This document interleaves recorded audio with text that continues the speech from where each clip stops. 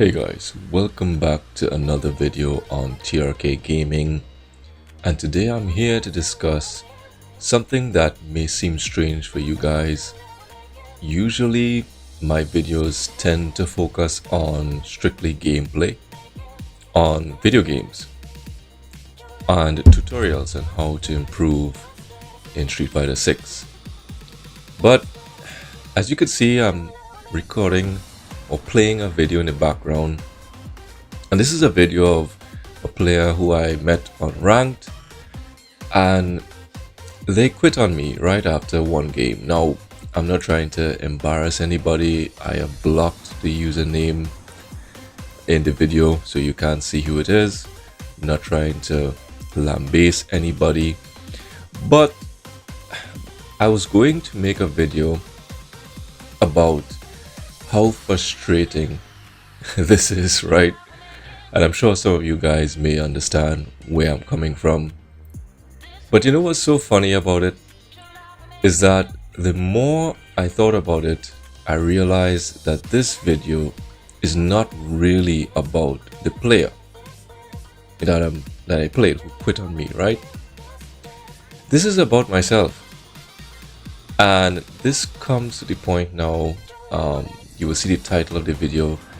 It's more like fighting games is very humbling, and it teaches us a lot about ourselves, not necessarily our opponents or who we're facing. So the reason why I was upset, or I tend to get upset when I meet players who do this to me, is because really and truly I'm describing the event through my eyes. Like, I would be upset with myself if I did that. And that's all it is. That's really what, your emotions are about when you're describing, or in some cases judging other people. You're not necessarily judging other people, you're judging yourself. And it was a good thing for me to actually do this video because fighting games is not just about having fun or creating content for people online or making it a career, but it teaches you, especially fighting games, it teaches you a lot about yourself. And that's what I wanted to talk about in this video, make it very brief.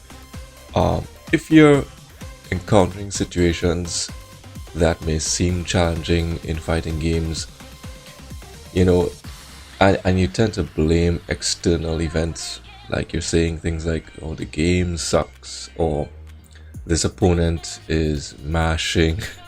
We describe, or this opponent is scrubby. That's a familiar one we use. It's not really about the game or the opponents. It's really about you, and that's why I think that my channel tends to veer in the direction of self-improvement. As you can realize if you look at my videos, I'm not trying to show off big combos and me washing somebody, because at the end of the day, if you look at the video, you realize that I played a 1400 MR Terry, and I know I suck at the game. I'm barely hanging on to 1300 MR. I'm under I'm 12 something by now. 1200, 600, 1260 or something like that. Yeah. So I really suck at the game. But the thing is that I use the game as a way to practice discipline, train, learn, observe, pattern recognition, different things like that, develop those skills. And I like how JUNINHO-RAS, I think he's from Brazil,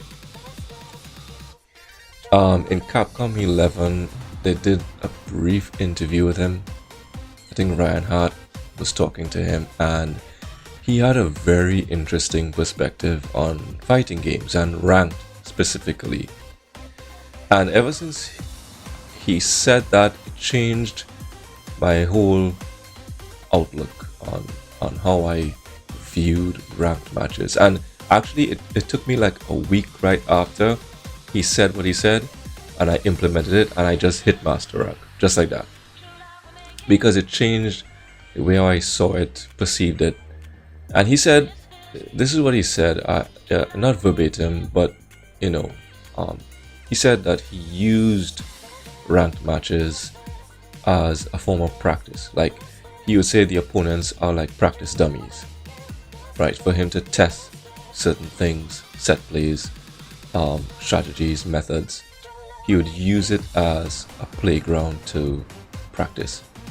And I said, that's a real good way to view it, because sometimes we get so attached to points, MR, but we're, in that event, we're foregoing something else that is much bigger.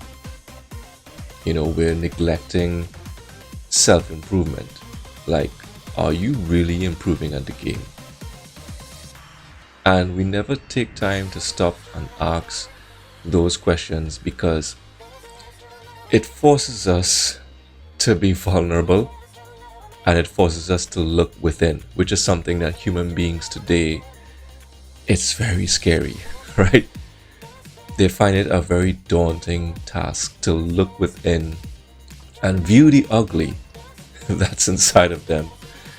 And we would rather engage in something that is mindless, not fruitful, not highly intellectual.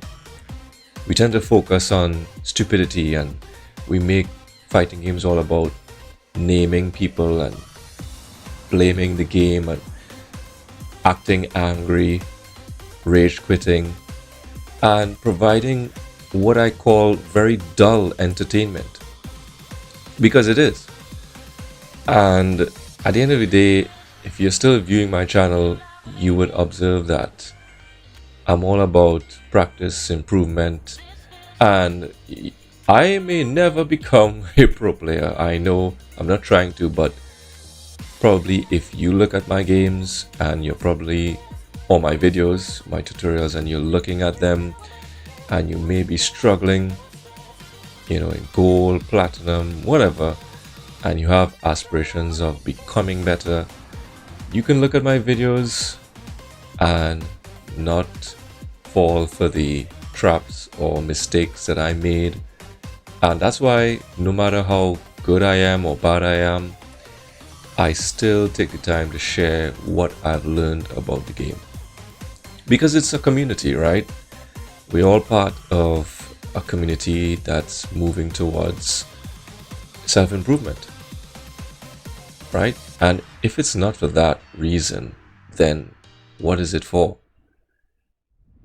So I just thought about that. I think I would share that with you guys. I just thought it would be an interesting video, something different than the usual tutorial videos. As I said initially, I was going to really embarrass this player for quitting on me, but the more I thought about it, I'm glad I realized that this is about myself and not necessarily about my opponents. So, as usual guys, like how I always end my videos, keep practicing, keep getting better at Street Fighter 6, and I will see you in the next video. Peace. Later.